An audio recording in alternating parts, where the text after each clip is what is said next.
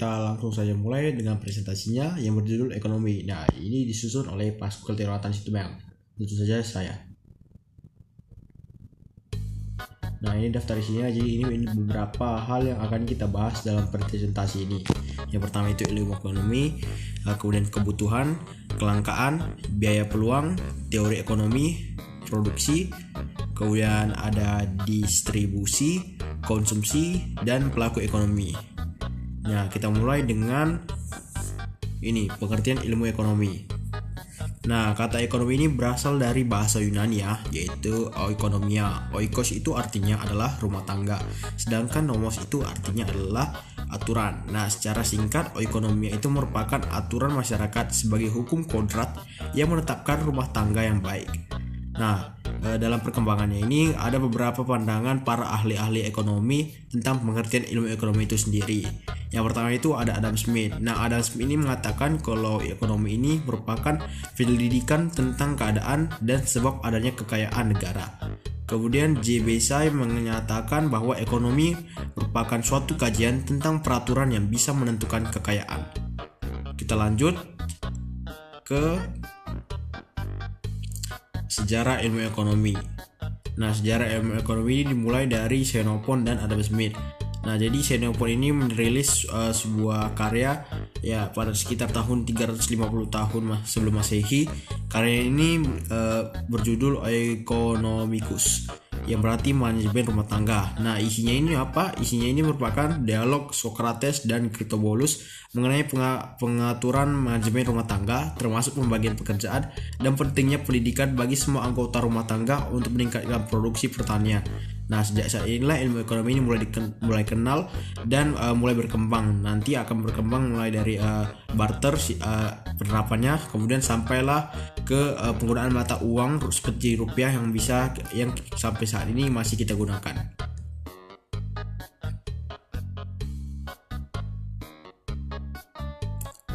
Kemudian ada jenis-jenis kebutuhan berdasarkan tingkat intensitas. Yang pertama ini ada kebutuhan primer. Nah, kebutuhan primer ini merupakan kebutuhan manusia yang harus dipenuhi. Karena jika tidak dipenuhi maka akan sangat berpengaruh terhadap hidup. Contohnya itu seperti makanan, pakaian, rumah, atau minuman. Sedangkan kebutuhan sekunder ini merupakan kebutuhan pelengkap yang bisa kita dapatkan setelah kita memenuhi kebutuhan primer. Contohnya itu seperti lemari, sepatu, tas, dan alat-alat untuk bekerja lah. Kemudian kebutuhan tersier. Nah, kebutuhan tersier ini bersifat mewah. Sebenarnya tujuan dari pemenuhan kebutuhan ini hanya untuk menaikkan status sosial atau aktualisasi diri seseorang. Nah, kebutuhan mewah ini contohnya seperti mobil mewah atau mungkin misalnya seperti motor mewah lah. Nah, kebutuhan mewah ini bisa kita dapatkan setelah kebutuhan primer dan sekunder ini telah terpenuhi.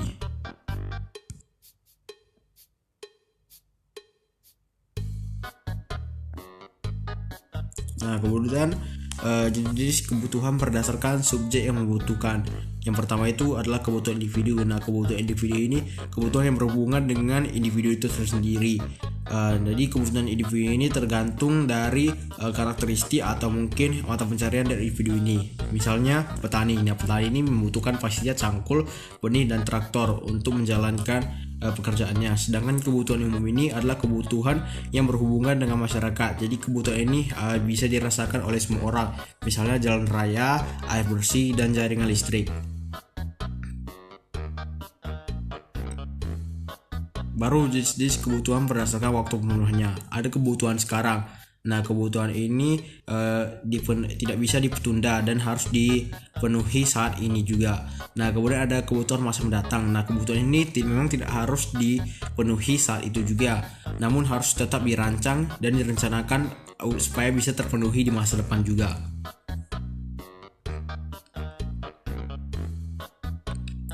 Nah, ada beberapa faktor yang mempengaruhi kebutuhan. Yang pertama itu lingkungan. Jadi lingkungan yang berbeda-beda karakteristik itu bisa mempengaruhi kebutuhan setiap manusia itu. Contohnya itu misal lingkungan yang tempat tinggalnya itu sangatlah dingin. Nah, pastinya mereka membutuhkan pakaian yang sangat tebal. Kemudian agama. Nah, setiap orang memiliki agama yang berbeda-beda.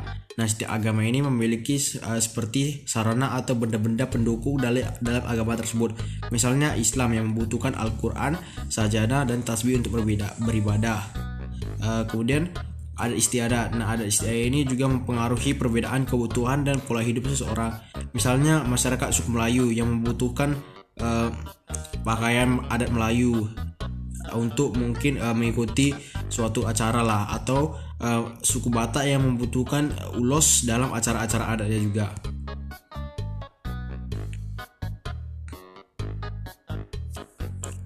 Dan kita lanjut ke kelangkaan. Nah, kelangkaan ini merupakan salah satu inti masalah dari ekonomi ini. Nah, kelangkaan ini merupakan kondisi di mana manusia ini memiliki sumber daya ekonomi yang terbatas untuk memenuhi kebutuhan yang tidak terbatas.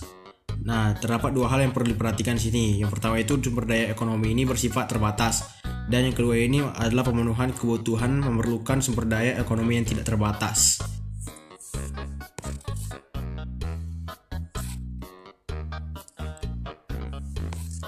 Nah, kemudian biaya peluang. Biaya peluang ini merupakan segala sesuatu yang kita korbankan untuk mendapatkan sesuatu. Jadi setiap kali kita membuat suatu keputusan, kita ini tidak hanya memilih, namun juga harus mempertimbangkan biaya peluangnya. Nah, ada beberapa perbedaan antara biaya peluang dan biaya sehari-hari. Kalau biaya itu adalah pengorbanan untuk mendapatkan suatu tujuan. Misalnya di suatu perusahaan, pastinya ada biaya yang kita harus kita korbankan atau kita gunakan untuk bisa memproduksi suatu barang. Nah, biaya yang digunakan untuk produksi barang ini dibilang dinamai sebagai biaya produksi. Namun jikalau biaya tersebut digunakan untuk memasarkan suatu barang, maka dikatakan biaya pemasaran. Nah, sedangkan kalau biaya peluang tadi itu merupakan segala sesuatu yang kita korbankan untuk mendapatkan sesuatu. Jadi berbeda dengan biaya sehari-hari.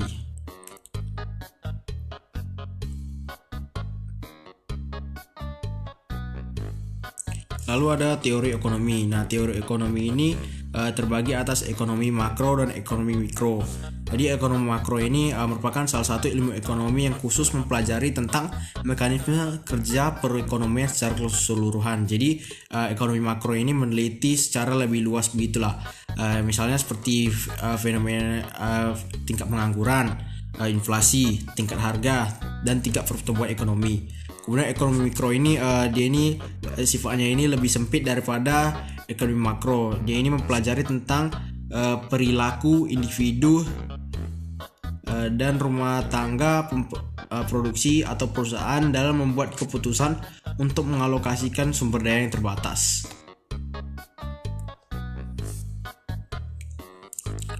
Kemudian ada produksi.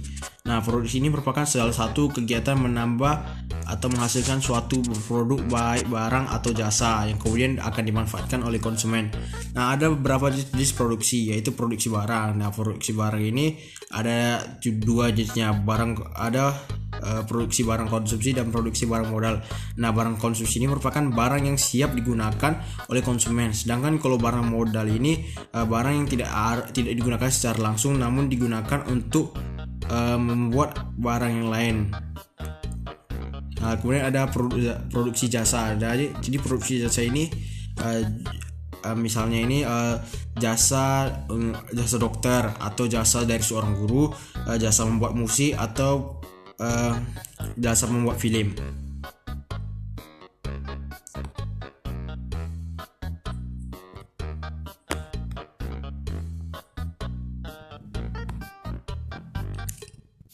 Nah, kemudian ada tujuan produksi. Nah, tujuan produksi ini untuk memperbanyak jumlah barang atau jasa, kemudian menghasilkan barang dan jasa yang memiliki kualitas yang sangat tinggi, kemudian meningkatkan lapangan pekerjaan dan menjadi sumber penghasilan sehingga mampu meningkatkan pendapatan.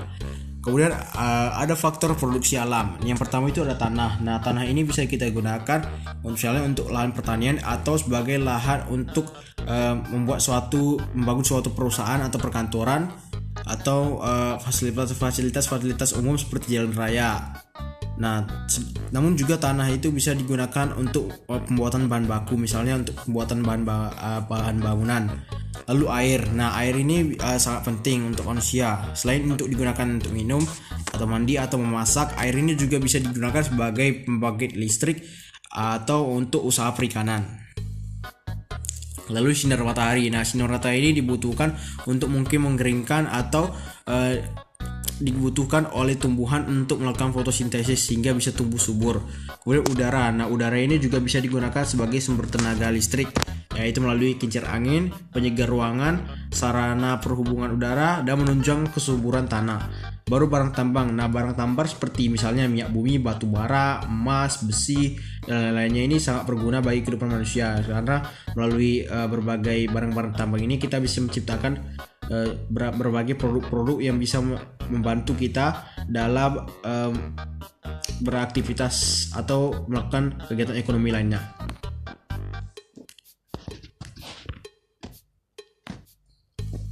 Lalu ada faktor produksi tenaga kerja. Nah, tenaga kerja itu ada yang pertama menurut kualitas tenaga kerja. Ada tenaga kerja terdidik. Jadi tenaga kerja terdidik ini tenaga kerja yang membutuhkan pendidikan tertentu sehingga memiliki keahlian di bidangnya. Contohnya ini misalnya dokter atau insinyur, angkutan, dan ahli hukum. Baru tenaga kerja terampil. Nah, tenaga kerja terampil ini memang tidak membutuhkan pendidikan tertentu, namun perlu untuk memiliki kursus atau latihan dalam bidang-bidang tertentu. Misalnya ini tukang listrik, montir, atau tukang las.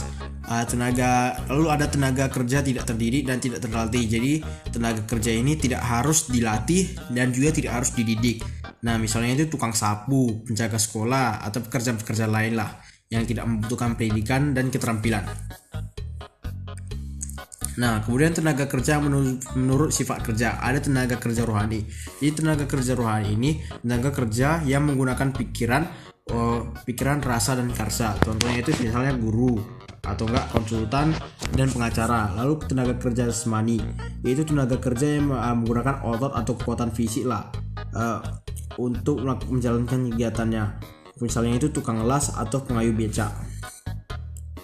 Baru distribusi. Nah, distribusi ini merupakan suatu kegiatan yaitu menyalurkan atau mengirim barang atau jasa sehingga bisa sampai di tangan konsumen. Nah, ada beberapa pihak-pihak yang terlibat dalam distribusi. Ada agen, yaitu merupakan perantara yang melakukan pembelian dan penjualan dengan perjanjian. Nah, kemudian ada maklar. Nah, maklar ini merupakan perantara yang menjual atau membeli barang atas nama orang lain. Baru ada faktor-faktor distribusi. Yang pertama itu ada produk. Produk ini berkaitan dengan objek fisik yang dihasilkan perusahaan.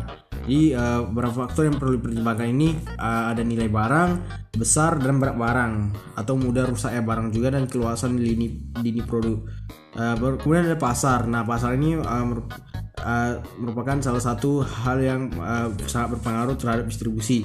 Nah, beberapa faktor yang harus diperhatikan dalam pasar ini adalah jumlah pembelinya, letak geografisnya, dan jumlah pemasanan dan kebiasaan dalam pembelian.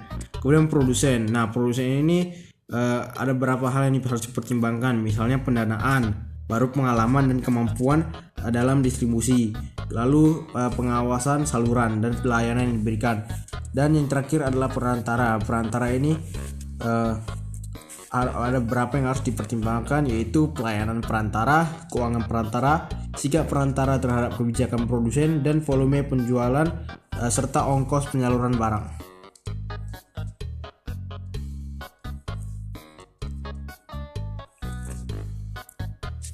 Nah, kemudian ada konsumsi. Pengertian konsumsi konsumsi ini adalah menghabiskan atau mengurangi nilai guna dari suatu barang atau jasa.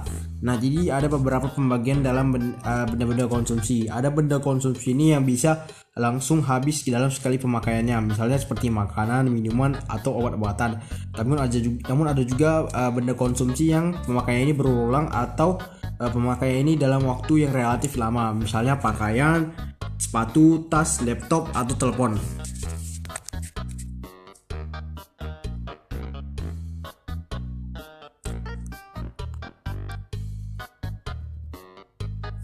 Kemudian ada tujuan kegiatan konsumsi. Nah, kegiatan konsumsi ini bertujuan untuk memenuhi kebutuhan hidup secara langsung. Nah, penggunaan barang benda-benda di luar tujuan tersebut tidak bisa dikategorikan sebagai kegiatan konsumsi. Lalu ada beberapa faktor yang mempengaruhi konsumsi. Yang pertama itu tingkat pendapatan. Nah, pada umumnya kalau semakin tinggi pendapatan seseorang, maka konsumsi dia itu akan juga meningkat juga. karena uang dia itu semakin banyak, sehingga dia jadinya memiliki pemikiran untuk menghabiskan uangnya ini lebih banyak, sehingga konsumsi dia juga makin meningkat. Kemudian ketersediaan barang dan jasa. Nah, jikalau ada barang dan jasa yang ia inginkan atau yang butuhkan itu, nah itu akan membuat ia akan meningkatkan konsumsi dia ya terhadap suatu barang tersebut.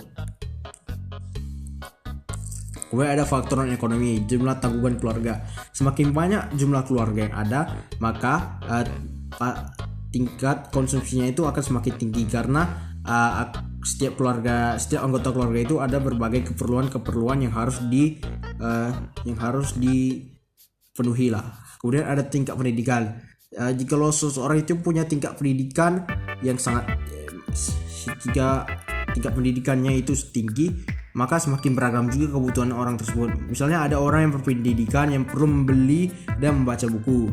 Sebaiknya juga ada orang yang buta huruf atau tidak berpendidikan. Buku bukan merupakan kebutuhan utama. Lalu kita sampailah ke pelaku ekonomi. Ada 4 pelaku ekonomi. Yang pertama itu RTK, rumah tangga konsumen. Nah, rumah tangga konsumen ini merupakan pelaku ekonomi yang bersifat untuk menjadi konsumen. Namun mereka konsumen bagi barang dan jasa yang dihasilkan oleh RTP ataupun mungkin RTN. Nah, walaupun begitu mereka juga bisa menjual faktor-faktor produksi seperti tanah, tenaga kerja atau keahlian, atau mungkin modal juga. Lalu rumah tangga produsen. Nah, rumah tangga produsen ini memiliki fungsi untuk menghasilkan barang atau jasa yang dibutuhkan oleh rumah tangga konsumen. Kemudian rumah tangga produsen ini bisa bersifat seperti perusahaan atau badan usaha BUMN, badan usaha milik negara atau badan usaha milik daerah. Kemudian pelaku ekonomi, rumah tangga pemerintah. Rumah tangga pemerintah ini adalah memiliki fungsi untuk sebagai pengatur, pengendali, pengawas, dan penyimbang kegiatan ekonomi di suatu daerah. Rumah tangga pemerintah ini dapat berupa lembaga-lembaga negara, misalnya seperti presiden, menteri, DPR, atau DPD. Lalu rumah tangga luar negeri. Nah, rumah tangga luar negeri ini bersifatnya sebagai mitra kerjasama dalam kegiatan ekonomi internasional. Nah, rumah tangga luar negeri ini bisa berupa negara-negara lain yang berada di luar negara tersebut.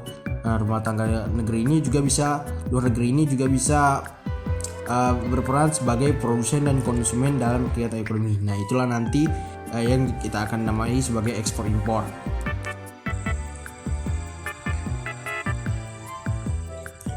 Oke, jadi yang terakhir kali kita akan bahas adalah tentang arus lingkar perekonomian terbuka. Jadi kita akan bahas tentang bagaimana hubungan-hubungan dari para pelaku ekonomi ini. Ada 4 nih, ada rumah tangga, perusahaan, pemerintah, dan luar negeri. Oke, jadi yang pertama itu rumah tangga itu menyediakan faktor produksi kepada pemerintah dan juga kepada perusahaan. Nah, faktor produksi ini pun dijual melalui pasar uang. Nah, faktor produksi itu bisa seperti tanah atau mungkin tenaga kerja, keahlian, atau bahkan modal. Nah, perusahaan akan menggunakan faktor produksi ini untuk menghasilkan barang-barang atau jasa-jasa yang akan dijual kepada rumah tangga. Nah, rumah tangga pun akan membayarnya menggunakan uang. Nah, itulah dibilang pengeluaran konsumsi. Nah, rumah tangga yang bekerja atau memiliki uang berlebih itu bisa menabung di pasar uang, atau dia bisa melakukan investasi untuk menanamkan modal di suatu perusahaan, sehingga rumah tangga perusahaan pun juga mendapatkan bantuan modal daripada para rumah tangga dan bisa membagi profitnya. Nah, kemudian pemerintah merupakan orang yang memiliki wewenang dan kebijakan-kebijakan atas perekonomian, sehingga mereka memiliki hak untuk meminta atau memungut pajak. Nah, sehingga rumah tangga setiap kali membeli suatu barang atau bahkan bekerja akan dipotong pajaknya. Begitu pula dengan perusahaan. Nah, dengan pajak-pajak tersebut pemerintah juga bisa membayar upah atau pembayaran transfer kepada rumah tangga yang mungkin bekerja untuk pemerintah, atau untuk sebagai subsidi atau mungkin fasilitas-fasilitas umum, dan mungkin bisa untuk membelanjakan duit tersebut untuk membeli barang-barang dari perusahaan. Nah, kemudian ada luar negeri. Nah, luar negeri ini bisa melakukan transaksi terhadap rumah tangga, yaitu bisa membeli barang, atau menjual barang. Nah, uang tersebut akan diremitansi. Nah, remitansi itu merupakan pertransferan uang dari uang asing ke uang dalam negeri atau sebaliknya. Makanya ada remitansi ke luar negeri atau remitansi dari luar negeri. Nah, kemudian luar negeri dengan perusahaan akan melakukan ekspor impor. Perusahaan bisa mengekspor barang atau jasanya ke luar negeri, dan luar negeri juga bisa mengekspor barang atau jasanya ke dalam negeri. Ya, itulah nanti kita katakan sebagai impor. Nah, luar negeri juga bisa memiliki dana lah begitu, sehingga pemerintah terkadang bisa ingin meminjam dana dari luar negeri untuk mungkin kebijakan-kebijakannya. Nah, itulah capital inflow. Nah, itulah dana yang dipinjam itu akan menjadi utang, sehingga pemerintah memiliki hutang. Maka ketika pemerintah melakukan pembayaran hutang, maka itulah yang dikatakan sebagai capital outflow. Jadi itulah sekilas tentang arus lingkar perekonomian terbuka. Oke, mungkin sekian itu saja dari saya. Buat kalian yang ingin melihat PPT-nya secara lebih jelas, saya ada kasih linknya di deskripsi. Dan itu dari saya. Jikalau ada perkataan saya yang salah, dimohon maaf. Dan terima kasih.